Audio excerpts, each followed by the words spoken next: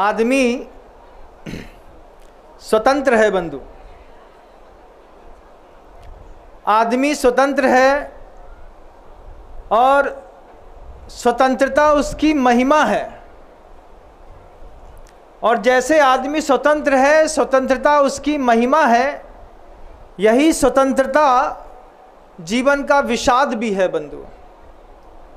स्वतंत्रता महिमा भी है और स्वतंत्रता विषाद भी है। सूत्र से बंधे होने के बावजूद कुछ लोग स्वतंत्र होते हैं, कुछ परतंत्र होते हैं। हम आप अपने पुण्य के उदय से, दुनिया का किसी भी कौम का कोई भी व्यक्ति क्यों ना हो, अपने पुण्य के उदय से आप लोगों ने बहुत कुछ इकट्ठा किया है, बहुत कुछ संजोया है, संवारा है, बड़ा किया है, पुरुषार्थ किया है, और उस पुरुषार्थ का आपको आपके ऊपर गर्व भी होगा। गुरुदेव जब कभी भी किसी आर्थिक स्थिति से संपन्न लेकिन वृद्ध आदमी को देखते थे, जब गुरुदेव के कमरे में कोई ऐसे वृद्ध आते थे जो अच्छे संपन्न भी रहते थे और उम्र के अंतिम पायदानों को छू रहे होते थे, गुरुदेव एक ही बात हमेशा कहते थे कि स्वयं का जीर्णोद्धार करना भी एक जीवन की महत्वपूर्ण प्रक्रिया है। जब कभी भी मैं कमरे में गुरुदेव के रह करके ये शब्द सुनता, भैया अपना जीर्णोद्धार कर लो, जीर्णोद्धार करना अपना भी स्वयं की एक महत्वपूर्ण प्रक्रिया है, हम सोचते कि गुरुदेव उनको कुछ अलग चीज़ के लिए प्रेरणा दे रहे हैं। सुबह सुबह गर्मी के दिनों पे नेमावर में पेड़ के नीचे बैठ कर के गुरुदेव जब शौच इत्यादि से निवृत्त हो गए तो कुछ समय वैयावृत्ति का लाभ देते थे गुरुदेव। बड़ी मिन्नतें करनी पड़ती थी कि थोड़ा देर सेवा कर लें। फिर गुरुदेव जब लाभ देते थे, उसी लाभ लेते वक्त गुरुदेव से पूछा कि गुरुवर आप कहते हैं स्वयं का जीर्णोद्धार करना भी एक महत्वपूर्ण प्रक्रिया है, ये स्वयं का जीर्णोद्धार क्या है? तब गुरुदेव मुस्कुराते हुए कहते हैं, थक गए थे, थके थके एक कल्पना करिए, बड़ा सा पेट हो, छाती झुकी हो, आराम से बैठे हो, पैर थोड़े से लंबे हों, दो साधु वैयावृत्ति पैर की कर रहे हों और उसमें भी धीरे से सिर हिलाते हुए बोलते हैं सुनो। ऐसा स्वयं का जीर्णोद्धार क्या प्रक्रिया है? बोले संसार में जितने भी लोग हैं, कितने भी अच्छे क्यों ना दिखते हो, काले घने लंबे चौड़े बाल हों, अच्छे गाल हों, अच्छी लंबाई हो, अच्छी चौड़ाई हो, अच्छी ऊंचाई हो, उसके बाद भी जीवन का जीर्णोद्धार जरूरी है। जीवन का जीर्णोद्धार क्या है महाराज? आचार्य भगवंत तत्वार्थ सूत्र का वो सूत्र कहते हैं, देखो कर्म की प्रगतियों में गुरुदेव ने उदाहरण दिया। अपन जब कुंडलपुर जा रहे थे ना, कुंडलपुर जाते वक्त रास्ते में एक मुनि महाराज मिले। कैसे मुनि महाराज मिले? वे मुनि महाराज बहुत लंबे चौड़े गोल मटोल और साथ ही साथ उनकी एक आँख नहीं, कांच की एक आँख थी। पहली बार देखा मैंने वृद्धावस्था में। रास्ते में टकरा गए, आचार्य महाराज को नमोस्तु किया तो देख करके लगा कि अभी तक तो देखा नहीं था कि कोई मुनि महाराज हो और उनकी एक आँख ना हो। लेकिन उन मुनि महाराज की एक आँख नहीं थी, कांच की आँख थी और टेढ़े मेढ़े टम्मकटू होके चल रहे थे। काला शरीर था, पेट बहुत बड़ा था। आचार्य महाराज कहते हैं, सोचो ये मुनि महाराज हैं, इनकी आँख नहीं है, काला शरीर है, पेट बड़ा है, चलने में तकलीफ होती है, लेकिन अगर इनको केवल ज्ञान हो जाए तो कैसा लगेगा? सुन करके गुरुदेव का शब्द दंग, आचार्य भगवंत क्या बात कह रहे हैं। फिर गुरुदेव कहते हैं कि जीवन में कितना भी तेज पुण्य क्यों ना हो, कितना भी तेज तुम्हारा पुण्य क्यों ना हो, सब कुछ तुम्हारी मर्जी का मिलता है, उसके बाद भी तुम्हारे जीवन में जीर्णोद्धार की जरूरत है। क्या जीर्णोद्धार है? देखिएगा आप, दर्शन करिए शब्दों में गुरुदेव के। मान लीजिए बहुत स्वस्थ शरीर है, अच्छे गोरे दिखते हैं, अच्छा पैसा है, इंद्रियां बिल्कुल हष्ट पुष्ट हैं, जैसा चाहिए वैसा वक्त पे मिलता है, उसके बाद भी दुस्वर नाम कर्म का उदय। दुस्वर नाम कर्म का उदय कैसा है कि अच्छे संपन्न होने के बावजूद तुम्हारी कोई आवाज नहीं सुनना चाहता। कई बार अच्छे साफ सुथरे चेहरे को कोई देखना नहीं चाहता। दुर्भग नाम कर्म का उदय है। किसी का न्यूग्रोथ परिमंडल संस्थान है, नीचे से कमर का भाग चौड़ा है, ऊपर से ऐसा होते होते वृक्ष के जैसा बिल्कुल दुबला पतला हो गया, खूब पैसा वाले, लेकिन कोई ढूकत नहीं है। ये क्या है? कर्म की ऐसी बहुत सारी प्रकृतियां हैं, कर्म की ऐसी बहुत सारी प्रकृतियां हैं जिसमें गति, जाति, शरीर, अंगोपांग, निर्माण, बंधन, संघात, संस्थान, अच्छे साधन संपन्न हैं। एक सीढ़ी नीचे उतरे और पैर की हड्डी सटक गई। अब सुधरवावे में 6 महीना, कोई दिक्कत नहीं थी, पता चला बैठे बैठे रीढ़ की हड्डी घुर रही है, अब उसका एक इलाज कराओ। हो तो पुण्यशाली, खूब पुण्य है महाराज, घर में अकूत संपदा है, लेकिन गुरुदेव कहते हैं अपने तीव्रतम पुण्य के बीच में अपने जीवन की पाप प्रकृतियां और पुण्य प्रकृतियां दोनों देखो। पुण्य प्रकृति है, देवशास्त्र गुरु मिले, पाप की प्रकृति है, उसके बाद भी मंदिर आने का मन ना हुआ। मंदिर आने का मन हुआ, लेकिन मंदिर सुबह सुबह जल्दी चले आते हैं। क्यों? शीला काकी इतनी करिया है, बिल्कुल काला चेहरा, और हाथ में सोने के मोटे मोटे 4 तोला के कंगन, और उनमें भी मुंह में चेचक के दाग। अब दाग के बाद शरीर और बर्बाद कब हो गया? जब काले शरीर में बाल बिल्कुल सफेद हो गए। अब कैसी कंट्रोवर्सी है, ब्लैक एंड व्हाइट जीवन। उसके बाद भी ताकी काकी लोग कहते हैं, काय कहते हैं?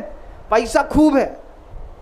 तो पुण्य के उदय से धन तो है, लेकिन अपना ही चेहरा देख करके अपने आप को जो संतोष नहीं मिलता, वो संतोष कहां से लाओगे? अपनी प्रकृतियां कैसे बदलोगे? फाउंडेशन लगा करके, उस पर 9 to 5 लगा करके, फिर लैक्मे का मस्कारा लगा करके, उसके बाद एक कोडिंग और करके, फिर उस पर ब्राइडल करा करके, उसका वाटरप्रूफ लेमन करके, कुछ भी कर लो तुम, कुछ भी।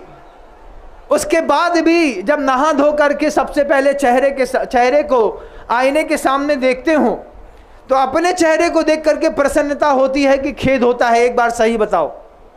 आचार्य भगवंत कहते हैं ऐसी कितनी कर्म की पाप प्रकृतियां हैं जो तुम्हारे पुण्यमयी जीवन में साथ में चल रही हैं। पूरा का पूरा सूत्र देखना। अस्थि बंधन के नाम पर लड़का लड़का से टकराया, हड्डी से हड्डी टकराई और एक हड्डी टूट गई। महाराज आशीर्वाद दो ना, हमारे लड़के की हर 8वें दिन में कुछ ना कुछ गड़बड़ होता रहता है, घर के अंदर मानसिक क्लेश मचा रहता है। उसके बाद मान लो सब कुछ अच्छा है, उसके बाद भी अपने आप से अपन संतुष्ट नहीं है। अपनो चेहरा आईना में देखो तो इधर से लेकर के इधर तक एक के बाद एक के बाद एक के बाद एक के बाद एक इतने दिल है मुंह में कि अब क्या करें महाराज जी? बताओ, आप बताओ। आप सबके सामने बोला तो हमें अच्छो नहीं लगे।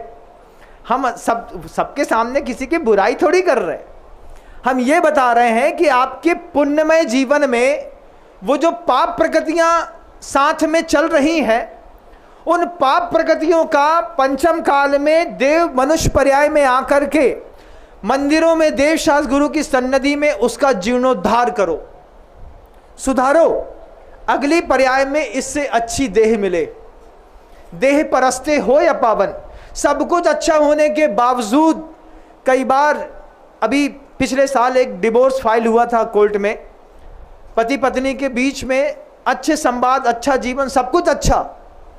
पति से पूछा क्यों छोड़ते हो इसको, क्यों साथ में नहीं रखते, इतनी सुशील है, सभ्य शांत है। बोले महाराज शरीर से अत्यधिक दुर्गंध आती है, सिर्फ बैड स्मेल के चक्कर में पति पत्नी का संबंध विच्छेद हो गया। जब आप तत्वास सूत्र का वो सूत्र पढ़िएगा, गति जाति शरीर अंगोपांग निर्माण बंधन संघात संस्थान सहनन स्पर्श रस गंधवर्णानुपूर्व्या गुरु लघुप घात परघात तपोद्योतो श्वास विहायो गतयः। विहायो गतः, चलता है आदमी हाथी की चाल से, लेकिन सबको चलने का मौका नहीं मिलता। किसी की अप्रशस्त विहायो गति है, एक पैर इधर रखता है एक पैर इधर रखता है, जब इधर रखता है तो छाती इधर जाती है, जब इधर का रखता है तो छाती इधर जाती है। उसको चलता देख करके लोग कमेंट करते हैं। भले आप आर्थिक रूप से बहुत संपन्न हैं, लेकिन जो शरीर मिला है और शरीर के आश्रित होने वाली वे जो पाप प्रकृतियां हैं, उन सारी की सारी पाप प्रकृतियों को बदलने के लिए, उन सारी अप्रशस्त प्रकृतियों को पुण्य प्रकृतियों में बदलने के लिए ये जो महानतम आयोजन आपने पिछले 9-10 दिनों से लगातार किया, इसके आपको लगा कि महाराज सिर्फ दान दान दान बोलते रहे, लेकिन वो दान दे करके तुमने अपनी सारे पाप प्रकृतियों की अनुभाग शक्ति को छीण किया। कैसे छीण किया महाराज? साता वेदनी जब भी बंधती है, साता वेदनी बंध को बांधने के प्रत्यय कारण कुछ अलग होते हैं। क्या कारण होते हैं महाराज? वो कारण है भूत वृत्त अनुकंपा दान सराग संयमादि योग शांति शौचमिति सद्वेदस्य।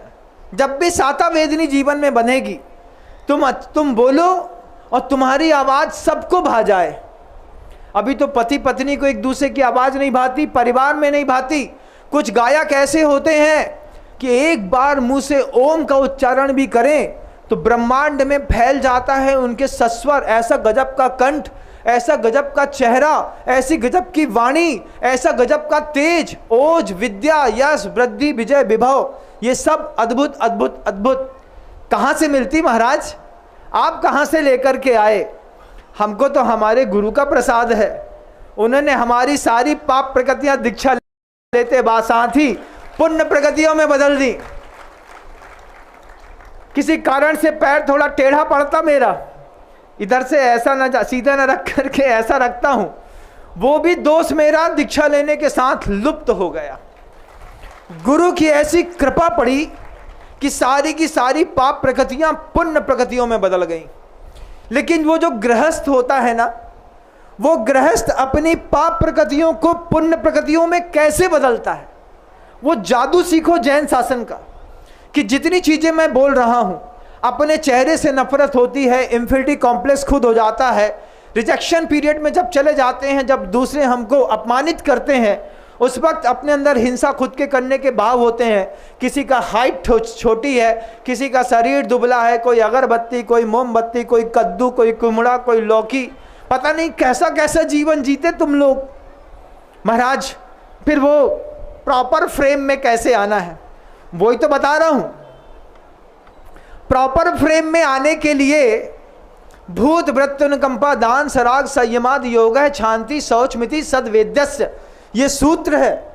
ये सूत्र कहता है बंधुओं कि प्राणियों के ऊपर अनुकंपा करो, दान करो, शांति का भाव रखो। अनुकंपा दान त्यागी वृत्तियों के ऊपर भी करो, महावृत्तियों के ऊपर भी अनुकंपा करो।